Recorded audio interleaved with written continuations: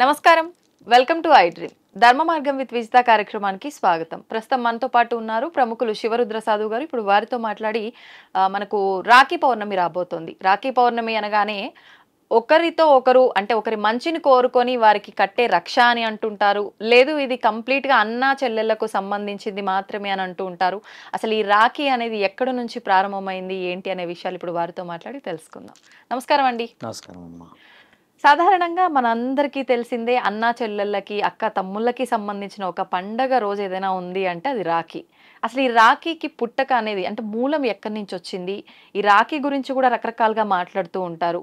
అంటే ఇది ఒక రక్ష మాత్రమే అని చెప్పి, ఇది అన్నా చెల్లెళ్ళు అక్క తమ్ముళ్ళే మిగతా వాళ్ళు కట్టుకోవడానికి లేదు అని, లేదు ఒకరు మంచి కోరుకొని ఎదుటివారు వాళ్ళకి ఒక రక్షలా కట్టొచ్చు అని రకరకాలుగా చెప్తుంటారు. అసలు వాస్తవం ఏంటో వివరించండి. వాస్తవం ఏంటంటమ్మా, మనం వినిండవచ్చు, వామావతారం విన్నారా పేరు మీరు? ఇప్పుడు మన దగ్గర చూస్తే బలి చక్రవర్తి గురించి మాట్లాడాలి. బలి చక్రవర్తి ఏం చేస్తాడు తల్లి? ఆయన గారు ఒక యుగంలో బాగా ధర్మశాస్త్రమైన పనులలో గొప్పవాడు ఆయన. బలి చక్రవర్తి అనేది పేరు ఆయనకి ఎలా వచ్చిందనంటే, ఆయన గారు చిన్న బ్రాహ్మణుడి అవతారంలో మహావిష్ణువు రావడం చేత, మహావిష్ణువులు 3 అడుగులు కావాలి అని అడగడం చేత, అక్కడొక అడుగు ఇక్కడొక అడుగు 3వ అడుగు నెత్తి మీద పెట్టడం చేత ఆయన అలా కిందికి పోతూ పోతూ పోతూ పోతూ పోతూ పోతూ ఆయన ఆగిన లోకం పేరు సుతల. అతల వితల సుతల మహాతల రసాతల తలాతల పాతాల అంటే 7 లోకాలలో ఆయన ఆగిన లోకం సుతల. అక్కడ ఆగిన ఉంటాడు, అది 3వ లోకం. ఆ 3వ లోకం దగ్గర ఆగిపోయిన తర్వాత మహావిష్ణువుకి ఏమనిపిస్తుంది అంటే, మహావిష్ణువుకి మాత్రమే తెలుసు, ఈయన గారికి వచ్చింది మహావిష్ణువు అన్న సంగతి తెలియదు కాబట్టి అక్కడికి కాలం ఆపుతాడు. ఎంత ఆలోచన ఉన్నది ఈయన ప్రేమలో. 3 అడుగులు అడిగాను, 3 అడుగులు నిమ్మలంగా ఇచ్చేసాడు. ఎందుకంటే అప్పుడు ఆయన రాజ్యాధికారి ఉంటాడు. అక్కడ ఇచ్చేసిన తర్వాత ఇలాంటి వ్యక్తిని మేము పాతాళానికి తొక్కకూడదు, ఈయన గారి గొప్ప కార్యక్రమాలు లోకానికి తెలవాలి అని చెప్పేసి చాలా తెలివిగా ఆలోచన చేసిన తర్వాత, మీరు ఎక్కడైతే ఆగారో ఆ లోకానికి ఇకపైన మీరు అధిపతులు, ఎక్కడైతే మీరు ఉన్నారో ఆ లోకానికి ఉన్న ద్వారానికి నేను ద్వారపాలకుడిని అని చెప్పేసి ఆయన గారు బ్రాహ్మణుడు చిన్న కర్ర పట్టుకొని కూర్చుంటాడు. ఇక అక్కడ ద్వారపాలకుడిలాగా ఉంటాడు. ఆయన మంచితనాన్ని మెచ్చి పైన లక్ష్మమ్మ ఏం చేయాలి మరి, తండ్రి అయితే కింద ఉండిపోయాడు, వస్తలేడు ఇగొస్తలేడు అగొస్తలేడు ఆలోచన చేసి అమ్మ ఏం చేస్తుందంటే, అమ్మ తండ్రి ఇక్కడ ఉన్నాడని కనిపెడుతుంది.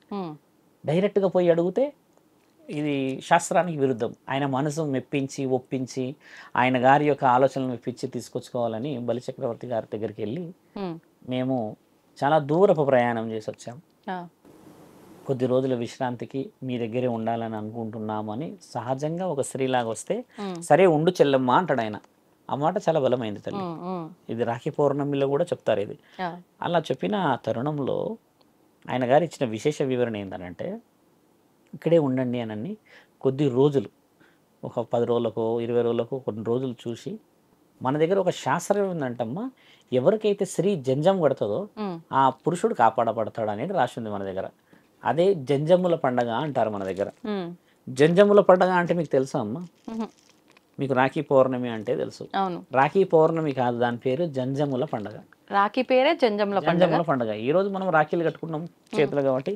అలా ఈ అమ్మ ఏం చేస్తుందంటే, ఆయన గారి తెలివితేటలన్నీ మెచ్చి ఒక వస్త్రం, ఒక పత్తితోని మంచి వస్త్రం చేసి, శాస్త్రీయత, పురుషుడికి రక్ష కదా రాఖీ అంటే, అన్నతత్వానికి నిదర్శనంగా ఈ అమ్మ ఏం చేస్తుంది, ఆయనకు ఒక చేతికి కట్టి, కుడి చేతికి ఇది కట్టిన తర్వాత మీకు ఆయురారోగ్యాలు, ఇకపైన మీరు నన్ను చెల్లె అని పిలవడం చేత మీరు అన్నలాగా బాధ్యతలు బాగుండి ఈ లోకాన్ని సుభిక్షంగా పాలించవలను. ఇప్పుడు మీకు నేను రక్షగా ఇవన్నీ చేశాను కాబట్టి ఒక అన్నలాగా నాకు బాధ్యతాయుతమైన ఒక మాట ఇవ్వాలి అని అడుగుతా.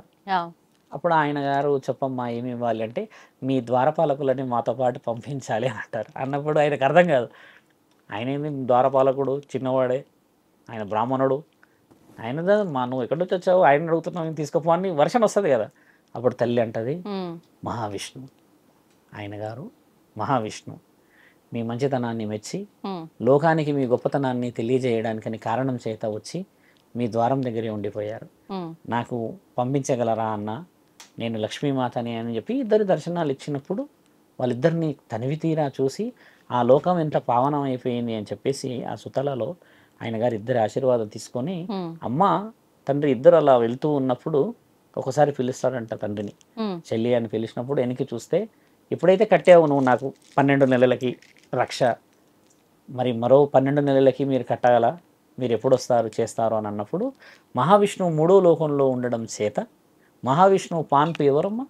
విష్ణు పాము ఆదిశేషుడు. ఆదిశేషుడు. ఆదిశేషుడు అవ్వడం చేత ఈ దైవ సర్పాలన్నిటికీ అధిపతి అవ్వడం చేత మహావిష్ణువు భూమండలంలో ఉన్నారు కాబట్టి మన వాళ్ళు చేసే ఆ తరుణం దార మీద దార, దార మీద దార, దార మీద దార పోస్తే అమ్మ అక్కడ తండ్రికి చేరుతుంది అనేది చరిత్ర నానుడి.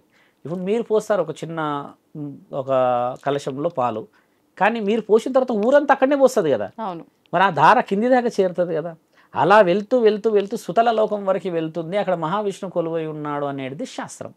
ఒక వర్షన్ అయితే మరి ఈ శాస్త్రంలో మరి ఉన్నది ఎవరు? మళ్ళీ ఆదిశేషువే. ఆదిశేషు ఉన్నారంటే మరి స్వీకరించేది ఇద్దరు. అవును. లక్ష్మీమాత అక్కడ కొలువై ఉన్న తర్వాత అప్పుడు తండ్రి అంటాడంట, ఇక పైన ప్రతి ఈ శ్రావణ పౌర్ణమికి నీ చెల్లెని తీసుకొచ్చి నీకు రాఖీ కట్టిస్తా అని ఇప్పటికీ తండ్రి పోతున్నాడు అనేది మా గురువుల యొక్క మాట. ఇప్పటికీ వచ్చి కట్టించుకొని పోతారంటారు. మనం చూసింది కాదు, మన శాస్త్రం అలా ఉన్నది. మన శాస్త్రానికి గొప్పతనం అమ్మ. అంటే ఈ రకంగానే పాములకి పాలు రక్ష. అది నువ్వు పాములకి పోస్తే ఒక పాము ఎంత తాగుతుంది తల్లి? మీరేం ఎంత తింటారు? ఓ గమిలేలు తింటామా? లేదు, మనకు కావాల్సిన భోజనం ఎంత లిమిట్ ఉంటుంది. కాబట్టి ఏంటంటే అదే మెతుకు మెతుకు మెతుకు వేస్తే అది అక్కడ దాకా చేరుతుంది అనేది అంతరార్థం. ఇది రాఖీ పౌర్ణమి రోజు కూడా ముఖ్యంగా మాట్లాడుకుంది. రాఖీ యొక్క అంతరార్థం లక్ష్మీమాత రక్ష. రక్ష. మళ్ళీ రాఖీలో అంతరార్థం మళ్ళీ శ్రీకృష్ణుడు. శ్రీకృష్ణుడు కూడా రాఖీలో చాలా చాలా శిశుపాలుడు పేరు విన్నారా మీరు? శిశుపాలుడు పేరిల్లే. శిశుపాలుడు శ్రీకృష్ణుడి యొక్క మేనత్త కొడుకు. ఆయన గారు పుట్టడమే 6 ముఖాలు ఏమంటారు చూడ అందహీనంగా పుడతాడు తల్లి. ఆయన మొహం అంత బాగుండదు. అలా ఉండకపోవడం చేత ఆయన గారిని వాళ్ళ తల్లి ఏమడుగుతుందంటే, ఆయనకున్న వరము ఒక కారణ జన్ముడు ఈయనను పట్టుకుంటే ఈయన అందంగా చాలా చక్కగా రూపం మారుతుంది అని అంటారు. ఆ కారణ జన్ముడు ఎవరు అని ఆలోచిస్తే శ్రీకృష్ణుడు ఉంటాడు. శ్రీకృష్ణుడి దగ్గరికి వచ్చి మెల్లిగా ఒడిలో పెడుతుంది. తండ్రి ఇలా అంటాడు పట్టుకొని. అనేలోపు చాలా చక్కగా అందంగా సిద్ధమవుతాడు. ఆవిడకి ఏం వరం ఉంటుంది అంటుంకే, ఎవరైతే ఈయన అందంగా మారుస్తారో ఆయన చేతిలోనే మరణం ఉంటుంది. ఈవిడ వరం కోరుకుంటుంది, అన్న చంపకూడదు, చేయకూడదు, ఇట్లా చేయకూడదు, అట్లా చేయకూడదు. అల్లుడు కదా చెప్తే ఈయన వరం ఏమంటాడంటే, 100 తప్పుల వరకు నేను ఏమీ చేయలేను, 100వ తప్పు దాటిందంటే మాత్రం నేను ఖచ్చితంగా ప్రాణం తీసేస్తానన్న తరుణం. అలా చెప్పిన ఆ తరుణం కొంచెం డెప్త్కి వెళ్ళినప్పుడు ఈయన గారు ఏం చేస్తారు, పెరుగుతూ పెరుగుతూ పెరుగుతూ అహంకారం పెరిగి అందరిని ఇబ్బంది పెడతాడు తల్లి. పెడుతూ పెడుతూ పెడుతూ పెడుతూ పెడుతూ వస్తే ఈ మాట ఆ మాట భరించలేని పరిస్థితికి 100వ కౌంట్ వస్తుంది. 100వ కౌంట్ రావడే తండ్రి సుదర్శన చక్రాన్ని వదులుతాడు. వదిలితే ఆయన తల లేసిపోద్ది. అది మళ్ళీ వెనక్కి వస్తున్న తరుణంలో తండ్రి చేతికి గాయం అవుద్ది. ఆ గాయం అయినప్పుడు అందరూ ఆలోచిస్తారు కదా, తండ్రి గాయమైంది ఏం చేయాలన్నప్పుడు పక్కనే తల్లి ద్రౌపది. మీరు అన్నప్పుడు ద్రౌపది వస్త్రాధారణం మన దాంట్లో చాలా గొప్పది. ఆవిడ గారు ఏం చేస్తారు, పక్కనే ఉండి ఒకసారి చీర చింపి టక్క టక్క చేతికి గడితే తండ్రి ఏం ఆలోచిస్తాడంటే, అమ్మ నన్ను నా బాధని చూడగలిగిన ఒక స్త్రీకి నేను రక్షకుడని, అందుకే ద్రౌపది వస్త్రాధారణలో అమ్మ నీవు కట్టిన ఈ వస్త్రాన్ని, నీవు చుట్టిన ఈ చుట్టని నేనే ప్రత్యక్షంగా కాపాడుతాను అన్నప్పుడు తండ్రి ఇలా వదులుతున్నప్పుడు ఆ చీర పోతూ ఉంటుంది కదా. ఇలా పుట్టింది రాఖీ పండుగ మళ్ళీ. ఎందుకంటే ఆ రోజు కట్టింది కూడా ఈ పౌర్ణమి రోజే. అంతరార్థాలు అంటే మీకు ఎందుకు చెప్తున్నామంటే అమ్మ, ఒక వ్యక్తి మనం ఒక పూజ చేస్తున్నామని అంటే అది ఊరికే రాలేదు మన దగ్గరికి. ఎంత శాస్త్రీయత దేవాది దేవతల దగ్గర నుంచి రాసింది. ఇప్పుడు అతల వితల సుతల మహాతల అని ఎందుకని అంటాము, సుతల లోకాధిపతి సుబ్రహ్మణ్యేశ్వరుడు కూడా 6 తలలు ఉంటాయి ఇప్పుడు మన దగ్గర. ఎప్పుడంటే దైవలోకాలన్నీ ఉన్నాయి. ఇలా ఒక్కొక్క అవకాశానికి ఒక్కొక్క అవతారము ఒక్కొక్క యుగం నుంచి వచ్చింది కాబట్టి అన్ని మిక్స్గా చేస్తున్నాము ఫెస్టివల్స్. కాబట్టి ఏంటంటే మా రాఖీ పండుగకు సంబంధించిన విషయాలు, మీరన్న నాగుల చవితికి సంబంధించిన విశేషాలు, చరిత్ర ఈ విధంగా దాగింది అని తెలుసుకొని ఇప్పుడు ప్రత్యేకులు ఎలా పోయాలంటే పాలు నిజంగా మహావిష్ణువు సుబ్రహ్మణ్యేశ్వరుడు ఆ దేవాది దేవతలు స్వీకరిస్తుర్రా అని పోయాలి. అలసిపోయి సులిసిపోయి ఆ పాల ప్యాకెట్ తెచ్చి ఒత్తుతుర్రు పాల ప్యాకెట్ పెట్టేస్తున్నారు అందులో. నేను చూసా ప్రత్యక్షంగా. చూసి అట్లా గమనిస్తే పాల ప్యాకెట్ తీసుకొని ఇట్లా ఇట్లా అనేసేస్తారు, అది పడేసేసి వెళ్ళిపోతారు. తర్వాత ఆ గుడి పక్కలో ఉన్న ఆయన చెత్త అంతా ఎత్తేస్తూ ఉంటాడు. ఎందుకు అది? ఉమ్, కాబట్టి ఏంటంటే మన శాస్త్రం గొప్పదాన్ని పోస్తే ఉమ్, అంతఃకరణ శుద్ధి కిందికి చేరుతుంది. అవును. ఇలా వచ్చిన ఒక మంచి మాసం తల్లి ఇది. చాలా వరకు ఈ పసుపు పెట్టే కార్యక్రమం ఇవన్నీ చేస్తున్నప్పుడు గర్భవతిగా ఉన్న ఆవిడ ఈ వ్రతం ఆచరించవచ్చా? ఆచరిస్తే వాయనాలు ఇవ్వచ్చా? చాలా మంచిది. గర్భవతి ఒకవేళ వాయినం ఇచ్చింది అనుకోమ్మా, ఆమె ఆరోగ్యవంతురాలుగా బిడ్డని ప్రసవించేదే. ఇది ఎక్కడ నియమం లేదు. ఉమ్, గర్భవతి చేయకూడని పనులు ఏంటంటే అమ్మా, ఉమ్, ఇట్లా వంగి బరువు ఇక్కడ పడకుండా చేయకూడదు.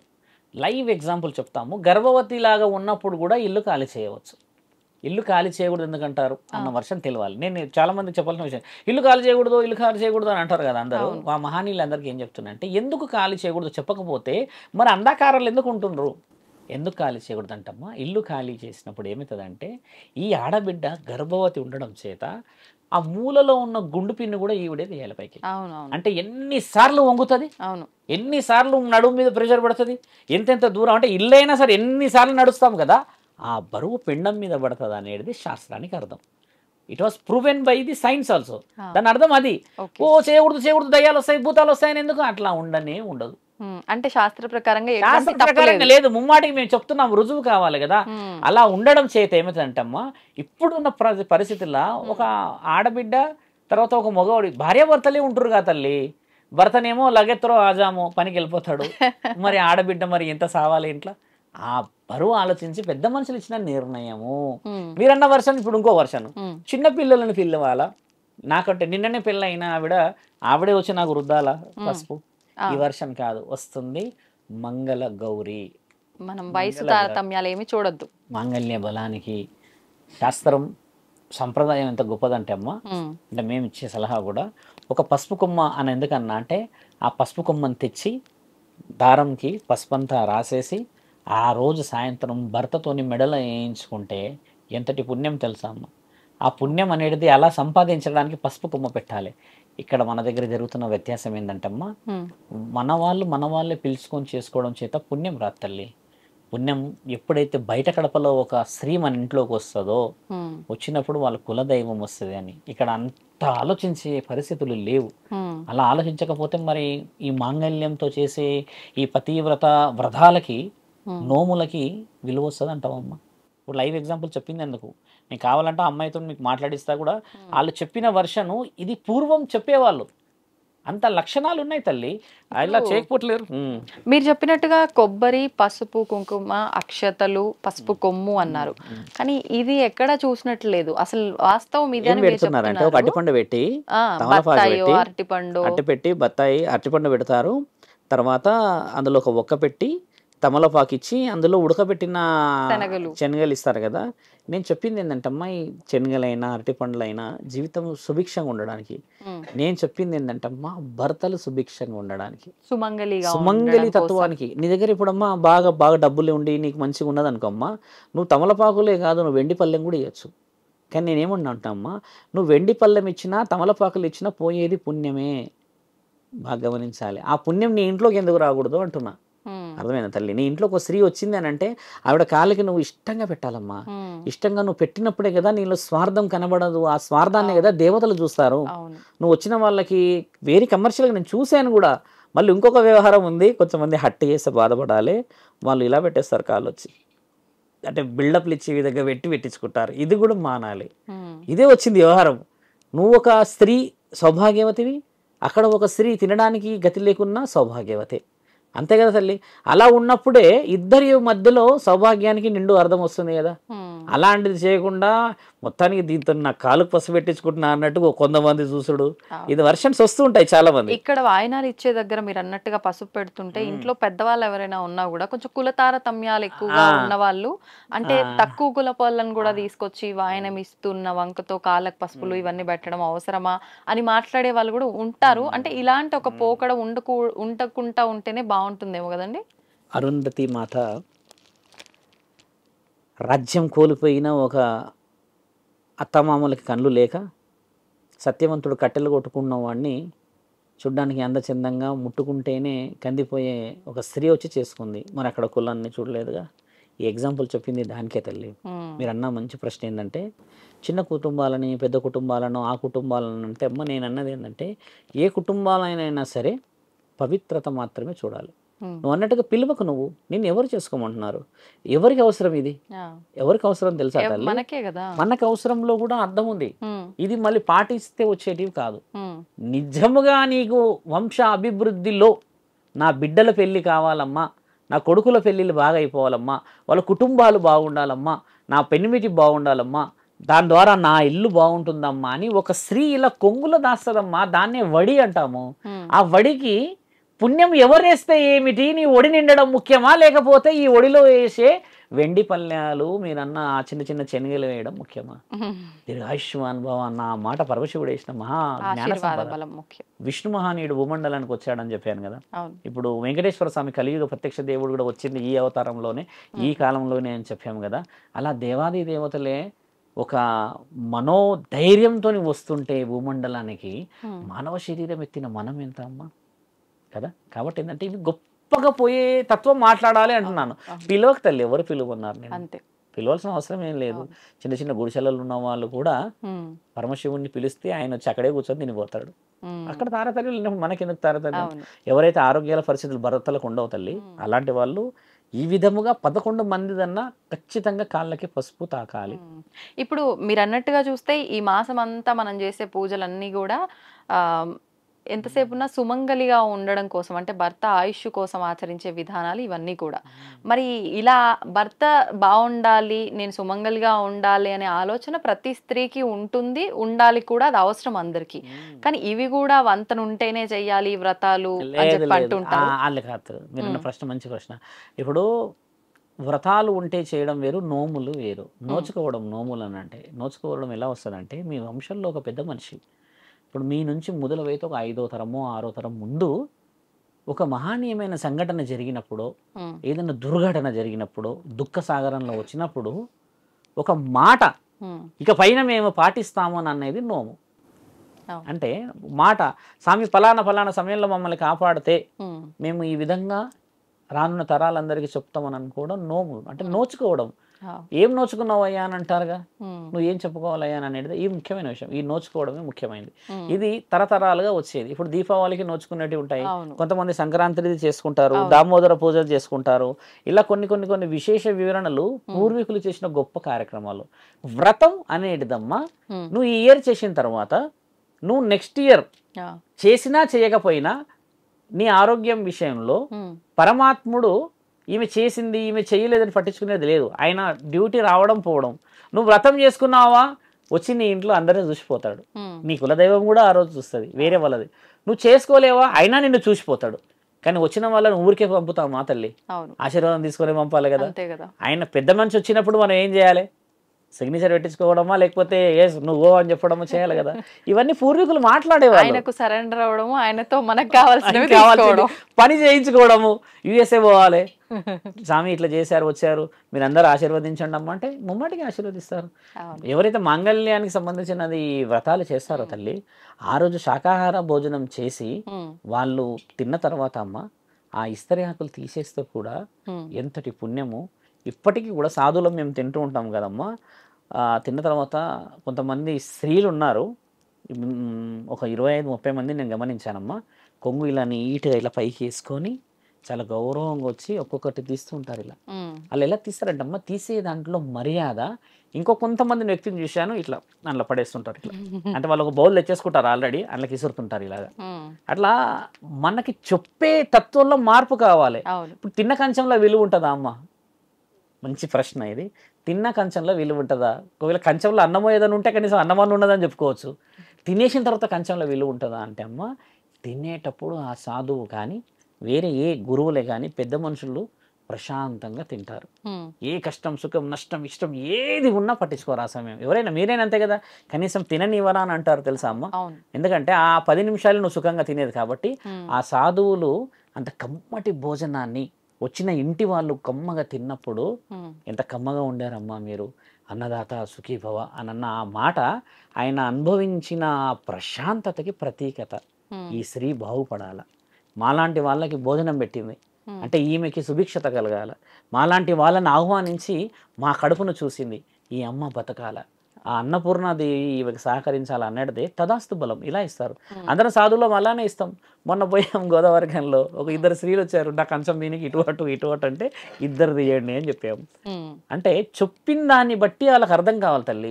ఎందుకు తీయాలో అని చెప్పకుండా నువ్వు తీసేయాలంటే మరి ఎవరు తీయరు, ఆయనదైనా తీసుకోరు. నేను ఎక్కువ నా ఇంటర్వ్యూస్ గమనించి చూడండి, నేను డెప్త్ చెప్పండి, నేను స్టోరీలకు రాను. మన వాళ్ళకి తెలియకపోతే మరి నాస్తికత్వం పెరుగుతుంది కదా. దేవుళ్ళు ఉన్నారంటే ఏడున్నారని అడుగుతారు ఈరోజు. ఇలాంటి కొన్ని విషయాలలో మీరు అన్నట్టు ఈ శ్రావణ మాసంలో ఇప్పుడు ప్రతిరోజు ఆడవాళ్ళు ఈ వ్రతాలు ఆచరించే విధానంలో, ఆ కార్యక్రమాల్లో ముందు రోజు నుంచి కూడా ఆ పనుల్లో బిజీ అయిపోతారు. మగవాళ్ళు ఈ వ్రతంలో కూడా పార్టిసిపేట్ చేయాలి. అసలు వాళ్ళ పాత్ర ఏంటి అంటారు? వాళ్ళ పాత్ర మంచి ప్రశ్న అడిగారు. వాళ్ళ పాత్ర పసుపు కొమ్మలు తేవడాలు, ఇస్తరాకులు తేవడాలు, ఆ మాంగళ్యానికి కావాల్సిన దారాలు తేవడాలు, ఆ మాంగళ్యానికి సంబంధించిన బలమైన పండ్లు పలహారాలు తేవడాలు, ఇవన్నీ ఆ పురుషుడు పరిగెత్తుతూ అలసిపోయి తెస్తే ఆ పండ్లకి రూపం తెచ్చేది స్త్రీ. బాగా గమనించాల్సిన మాట. మళ్ళీ పురుషులు తక్కువ చేయడం కాదు. ఇంటికి దీపం ఎవరు? ఇల్లాలు కాదు, ఇంటికి దీపం పురుషుడు. పురుషుడు కష్టపడితే నీ సొమ్ముతో దీపం ఎలా పెట్టగలవు మీరు? ఆయన డబ్బు తెస్తేనేగా పెట్టేది. కాబట్టి ఆయన డ్యూటీ దీపం పెట్టడం, మీ డ్యూటీ ఆ వెలుతురునంతా కాపాడడం. మంచి చెడులు, మర్యాదలు, ఆకలి, అన్నం, పుణ్యం ఇవన్నీ చేయడం స్త్రీ లక్ష్యం. కాబట్టి ఇంటికి దేవత ఇల్లాలు అని ఎందుకన్నారంటే ఆ దీపం ఉన్నంత వరకే చక్కబెట్టేది ఆ ఇల్లాలు. కాబట్టి ఇల్లాలే తెలివైనది. అక్కడ పురుషుడు డబ్బు బాగా సంపాదిస్తాడు, పెట్టేస్తాడు, కానీ దాన్ని సక్రమైన మార్గాల్లో పెట్టేది ఎవరు మరి? కాబట్టి అందులో 2 వర్షన్స్ ఉంటాయి ఇక్కడ. స్త్రీకి పురుషుడికి 2 విలువలు ఉన్నాయి అక్కడ మీరు అన్నట్టుగా. అంటే మగవారి విషయానికి వస్తే వాళ్ళ బాధ్యత వాళ్ళు కరెక్ట్ గా నిర్వర్తించాలి. అంటే ఈవిడ వ్రతం చేసుకుంటుందంటే దాని సామాగ్రి అంతా కూడా ఆయన తెచ్చి ఇవ్వటము. సామాగ్రి అని కాకుండా, సామాగ్రి అంటే వాళ్ళు చిన్నపోతారు. భార్యాభర్తలు ఇద్దరు పట్టు వస్త్రాలు వేసి నుంచోవాలి. నేను ధర్మంగా చెప్తున్నామ్మా, నా భార్య పసుపు పెడుతున్న సమయంలో నేను పక్కనే నుంచుంటా. నుంచున్నప్పుడు ఇద్దరిని చూసి ముఖం చూసి లోపలికి వెళ్తారు. అన్న బాగున్నావు అన్న అని, కూర్చున్నావు అన్న అంటే, ఎప్పుడైతే అన్న ఉన్నాడా ఈరోజు ఇంట్లో అని చెప్పి లోపలికి వెళ్తారు. అప్పుడు ఆ పక్కన నా భార్య నవ్వే ఆ నవ్వు ఎంతో గౌరవార్థమైన నవ్వు. భర్త పక్కనే ఉంటే ఆ ఆడబిడ్డకి ఎంత ధైర్యం ఉంటుంది? నువ్వు పొడిచేది ఏముండదు, పక్కనే ఉండమంటది అంతే ఆవిడ. అప్పుడు వచ్చి లోపలికి వచ్చినాక వాళ్ళు వెళ్ళేసిన తర్వాత అట్లా మమ్మల్ని చూసిన తర్వాత, అంటే ఎగ్జాంపుల్గా వాళ్ళ 2-3 భర్తల్ని ఫోన్ చేసి ఒకసారి రా అని చెప్పేస్తే వాళ్ళు వచ్చి కూర్చున్నప్పుడు ఆ టేబుల్ మీద కూర్చొని మేము మాట్లాడుకుంటాం పురుషులము మంచి చెడులు. కానీ ఈ ఆడవాళ్ళ సందడి ఆనందకరం. ఇది పురుషుడు గెలవాల్సిన సమయం. పోయేటప్పుడు మనకు నమస్కరించి ఆమె నమస్కరించి పోతారు కదమ్మా, ఆ లాస్ట్ చిరునవ్వే చూడు జ్ఞాపకం. మనిషి తీసుకుపోయేది అది. ఇద్దరు ఉన్నప్పుడు ఒక స్త్రీయే ఉంటే నిజంగా అలాంటి పరిస్థితి రాకూడదని మా ఆలోచన. ఎందుకంటే ఆరోగ్యాలు బాగుండాలి, ముందు భవిష్యత్తు ఉండాలి అని అనుకున్న ప్రతి కుటుంబంలో భార్యాభర్తలు కలిసి ఇస్తే ఆ వాయినం పరిపూర్ణమమ్మా. ఇలా పోవడం, వాళ్ళకి హాలిడే లేదు, మాకు సెలవు లేదు అనడం కాదు. వాయినాలు ఎంతసేపు ఇస్తారు తల్లి? అంటే గంట నుంచి అర్ధగంట, లేకపోతే 1.5 hour వేసుకో. అడిషనల్ టైం నాకు తెలిసి ఈవినింగే ఇస్తారు. వచ్చి కూసుకుంటే మరి పరిపూర్ణత అవుతుందా కదా? అలాంటివి చేయాలి. పురుషులు ఉండి చేసుకుంటే ఏమవుతుందంటే అమ్మా, మొదట ఇల్లాలని గెలుస్తాం. ఆవిడ ఇస్తుంది ఎవరి కోసం? వాయనం నీకోసమే. మరి నీవే లేకపోతే ఎలా ఉంటుంది ఆలోచించాలి. కాబట్టి పురుషులందరూ రావాలి, వాళ్ళందరూ భార్యల పక్కన ఉండాలి. 3 పూలు తెచ్చి ఆ ఆడబిడ్డ నెత్తిలో పెట్టేటప్పుడు అమ్మా, నేను విన్నాను పెద్దల మనుషుల ద్వారా, ఆవిడ ఆ పువ్వులు పెట్టిన ఆ సమయం అమ్మ, దేవాది దేవతలు కూడా అంత ఆనందపడరేమో, అంత ఆనందపడుతుంది ఆడబిడ్డ. తెచ్చిన పువ్వులు నీకు అడ్జస్ట్ చేయడం రాకపోయినా పురుషుడికి పెట్టే ఆ తరుణంలోనే స్త్రీని గెలిచేస్తాం. ఇంత చిన్న మైక్రో లెవెల్గా ఉన్న దాంట్లో నేను ఎందుకు తేవాలి, నువ్వు ఎందుకు చేయాలి, నువ్వు తెచ్చుకోవచ్చు కానీ అన్న వాళ్ళందరూ కూడా మారి కుటుంబం సుభిక్షంగా ఉండాలి. ఈ మాసం ఉంటే మిగతా అన్ని మాసాలు బాగుంటాయి. కాబట్టి ప్రతి ఆడబిడ్డ గౌరవించబడాలి, ప్రతి పురుషుడు గౌరవించబడమే మన శాస్త్రం. ఒకళ్ళకి లేదు, చెల్లడం లేనిది. మరి సంధ్య అన్న మహానీయురాలు ఈరోజు ఇంత పెద్ద కార్యక్రమానికి పూనుకోలేదు, మూలమైపోయారు. ఆవిడే మూలం. సంధ్య, అరుంధతి, సతీ సావిత్రి వ్రతాలు చాలా పెద్దవి తల్లి. ఇందులో చాలా గొప్ప ఉంటాయి. ఒక చిన్న సందేహం అండి, ఇవన్నీ సుమంగలిగా ఉండడం కోసం చేసే విధానాలు ఈ శ్రావణ మాసం అంతా కూడా అన్నారు కదా. అంటే భర్తని కోల్పోయిన స్త్రీలు ఇంట్లో ఇలాంటి వ్రతాలు చేసుకుంటున్నప్పుడు వాళ్ళు వీటిల్లో భాగస్వామ్యం అవ్వచ్చా? అంటే వాళ్ళకు సంబంధించిన తోచిన పనులు వాళ్ళు చెయ్యొచ్చా? అంటే కొంతమందిలో ఎవరన్నా వేలెత్తి చూపడం సంగతి పక్కన పెడితే, వాళ్ళ కూతురు కోడలు ఇలాంటివి చేస్తున్నప్పుడు వాళ్ళు చాలా దూరంగా ఉంటారు. అంటే ఇది సౌభాగ్యానికి సంబంధించిన కార్యక్రమం అన్నట్టు ఇవి చూస్తూ ఉంటాం సాధారణంగా. అంటే ఎవరిని ఉద్దేశించి కించపరచడానికి కాదు కానీ చూసాం కాబట్టి అడగాల్సి వస్తుంది. వాళ్ళు అలా దూరంగా ఉండాల్సిన అవసరం ఉందంటారా వీటికి? వాస్తవం. ఒక స్త్రీ భర్తను కోల్పోయిందా అనుకో అమ్మా, ఈ జన్మ పుణ్య ఫలితం కాదు, ఏదో జన్మలో ఏదో చేసిన విశేష వివరణ అనుభవిస్తారు. కాబట్టి మీరన్న పతివ్రత లక్షణాలలో మీరన్నట్టు ఈ మాట ఎందుకు వాడాల్సి వస్తుందంటమ్మా, సౌభాగ్యవతులు నిండు సౌభాగ్యాన్ని చూడడానికి ఇస్తారు.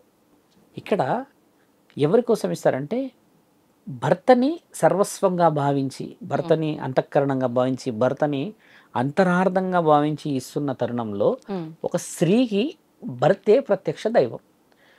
అలా ఉన్న మంగళకరమైన సమయంలో ఇలా ఒక అమ్మ మీరు అన్నట్టుగా ఆమె జీవితంలో కొన్ని విశేషాలు కోల్పోయిన వాళ్ళు ఉండడం చేత ఏమవుతుందంటమ్మా, ఈ ప్రశ్న కొంచెం డెప్త్గా వెళ్ళినా దేవుడి ఆశీర్వాదంలో మార్పు రాదు, నువ్వు చేసిన వ్రతంలో మార్పు రాదు, కానీ మార్పు చూసే దృష్టి పాజిటివ్గా రాదు. అందుకు ఆవిడ దూరంగా ఉంచాలంటారు. ఇప్పుడు నిండుగా పసుపు పెట్టుకొని బొట్టు పెట్టుకొని కొన్ని మంగళ పువ్వులు పెట్టుకొని ఇలా ఉంటారు కదా, సడన్గా ఒక అలాంటి ఆ మొహం రాగానే కొంతమంది ఏమంటారు అని అంటే ఒక మంగళకరమైన కార్యక్రమానికి నువ్వు అమంగళంగా ఉండకూడదు అన్న ఆలోచన చేసి వాళ్ళని దూరంగా పెడతారు. కానీ బాగా గమనించండి అమ్మ, ఆ ఆడబిడ్డ కూడా లోపల ఏడుస్తూనే కూర్చుంటుంది, నేను దూరం అయ్యానే, నా మాంగళ్యం దూరం అయ్యింది, నాకు ఆ పరమాత్ముడు ఏం న్యాయం చేశాడని ఆ ఆడబిడ్డ బాధపడుతుంది. మేము నిన్న చూసాం, నిన్న నా అంటే మా వీధిలో ఒక అతను చనిపోయింది అని చెప్తే వాళ్ళ భార్య ఏడిచే ఒక ఫస్ట్ ఏడుపు ఏంటంటే, నేను బతుకమ్మకు రాను, నేను బతుకమ్మలో ఆడను, మీరెవరు నన్ను పిలవద్దమ్మా, ఇక అన్నీ తీసుకుపోతుండేనా, అన్నీ తీసుకుపోయిండు ఆయన అని ఆవిడ కడుపు కొట్టుకొని తల కొట్టుకొని ఏడుస్తుంది. అంటే అన్నీ ఆ స్త్రీకి ఆయన్నే. కాబట్టి అలాంటి జీవితం ముందు ముందు ఒక స్త్రీలు చూస్తున్నారు. కాబట్టి ఈ స్త్రీ బాధపడేది అదే తల్లి, నేను కోల్పోయానే. ఒక ఆడబిడ్డ అమ్మ, నేను అబ్సల్యూట్ ఒక విషయం చెప్తా, ఏ ఆడపిల్ల కూడా నాకు డబ్బులు ఆస్తి అంతస్తులు ఇంకేదో కావాలని కోరుకోదు. పెళ్ళైన ప్రతి స్త్రీ కోరుకునేది ఏంటంటే అమ్మ, ఈయన వల్ల నేను బాగుపడి నా వల్ల కుటుంబం బాగుపడితే చాలు, దానికి నేను ఎంతటి కష్టాన్నైనా అనుభవిస్తాను అని చెప్పి స్కూల్ ఫీజు ఇంటి రెంట్ కట్టడానికి లక్షల మంది ఆడవాళ్ళు ఇప్పుడు బయట ఉన్నారు. అంతే, వాళ్ళు స్కూల్ ఫీజుకి రెంట్కే ఉన్నారు అంతే. బయట 20,000 30,000 ఒక కుటుంబం నడుస్తుంది. కానీ పిల్లలు భవిష్యత్తు బాగుండాలని వెళ్ళారు కదా, వాళ్ళందరినీ ఎగ్జాంపుల్స్ తీసుకొని చెప్తూ పోతుందండి అమ్మ. ఒక భర్తని కోల్పోయిన స్త్రీ ఎదురు వస్తే ఎట్టి పరిస్థితుల్లో ఎలాంటి అమంగళం జరగదు. ముమ్మాటికి చెప్తున్నాము, గుణము లేని స్త్రీ వస్తే మాత్రం మనకి ఖచ్చితంగా అమంగళమే. గుణం కలిగి నీతి నిజాయితీ కలిగి ధర్మశాస్త్రమైన గుణగణాలు కలిగిన మహానీయులు విధవరాలు అని భర్త పోయాడు అని చెప్పేసి మనం అపవిత్రం కాకూడదు. ఆవిడ ఏ పుణ్యం ఏది చేసుకొని వచ్చిందో గుణవంతురాలు అయి ఉండడం చేత ఈరోజు ఆవిడ ముఖం చూసాం అంతే కదమ్మా. అంటే గుణానికి ఎప్పుడు అడ్డు పెట్టకూడదు. గుణం లేని స్త్రీకి గుణమున్న స్త్రీకి చాలా వ్యత్యాసం ఉంది తల్లి. కాబట్టి ఏంటంటే గుణము లేని స్త్రీ మొహం చూడడం ఎట్టి పరిస్థితుల్లో మాకు చాలా కోపం వస్తుంది. నాకు కొందరు ఈ విషయాల్లో కొందరు అంటే ఎగ్జాంపుల్ చెప్పలేము. కొందరు ఏంటంటే అమ్మా, they involve in any circumstances. అంటే ఈ మాట కొంచెం వల్గారిటీగా వదులుతూ ఉంటారు కదా, అందులో ఇంకొకటి ఏమంటారు తెలుసా, వీళ్ళు ఎల్లమేళ్ళు నువ్వు ఊరికే లొడలొడ పెడతా ఉంటారు కదా, ఆ పరిస్థితికి రాకూడదు. స్త్రీ విలువ ఉండదు. అదే కొంతమంది ఏముంటారంటే, రామారా అంతమంది మాట్లాడుతుంటే లేదు అనే మీరందరూ మిమ్మల్ని చూస్తేనే నాకు ఆనందం అవుతుందమ్మా అని కొంతమంది కూర్చొని పెద్ద మనుషులు భర్త లేకున్నా ఇలా కూర్చొని ఉంటారు. ఆ చూపే పుణ్యం తల్లి. అంటే చిన్నపిల్లల్ని పట్టుకోవడము, లేకపోతే ఇంకేదో సెక్యూర్ చేయడము, పువ్వులు తేవడము, అంతేగాని శాస్త్రం ఘోషణ లేదు ఎక్కడ. శాస్త్ర ఘోషణ మన యొక్క మనస్తత్వం మీద రాసిందమ్మా. అదే కదా మనుధర్మశాస్త్రము. మనుధర్మశాస్త్రంలో ఉన్నది అది. నేను సంఖ్యాశాస్త్రం గురించి మీకు ఇంకా నేను ఇంకోటి ఛానల్ వాళ్ళకి చెప్పేది ఏంటంటే అమ్మా, చాలా చాలా చాలా డెప్త్ క్వశ్చన్స్ ఇంకా పోవాలి. మనం ఇప్పుడు కేవలం పండగ గురించి మాట్లాడుతున్నాం. అంతరార్థము చరిత్ర లోపల ఉన్న చిన్న పూటాలు ఎగ్జాంపుల్స్తో మాట్లాడాలి. ఎవరెవరు ఎన్నెన్ని గొప్ప కార్యక్రమాలు చేశారు. ఇప్పుడు సావిత్రమ్మకి 100 మంది కొడుకులు, మరి ఆ 100 మంది కొడుకులు ఏం చేశారో కూడా అడగాలి మీరు. ఇవి చాలా పెద్ద డెప్త్ క్వశ్చన్స్. ఇప్పుడు వీటికే సరిపోయింది వ్యవహారం. ఇంకా చాలా ముందుకు పోవాలి. కాబట్టి ఇంకా రానున్న రోజుల్లో ఈ అంతరార్థాలన్నీ తెలిసిపోతుంటే మన సమాజానికి పూర్వీకులు ఇచ్చిన సౌభాగ్యం నిజమైనది. కాబట్టి ఆ పరమశివుడు మహావిష్ణువులది వీళ్ళందరి ఆశీర్వాద బలం ఉండాలి. ధన్యవాదాలండి, మంచి విషయాలు వివరించారు. నమస్తే. నమస్కారం. తవ్వుతూనే శివలింగం. సరే దాన్ని అట్లా కప్పేసేయండి, చూపించదండి. Is there. మూర్తి పూజ కాదు, సాక్షాత్ బ్రజేంద్ర నందన భగవాన్ ఉన్నారు మూర్తిలో. ఏమీ ఆశించకుండా ఆరాధించే వాళ్ళు కూడా ఉన్నారా ప్రభుజీ? నిజమైన భక్తి అంటే మనకు తెలియదు కాబట్టి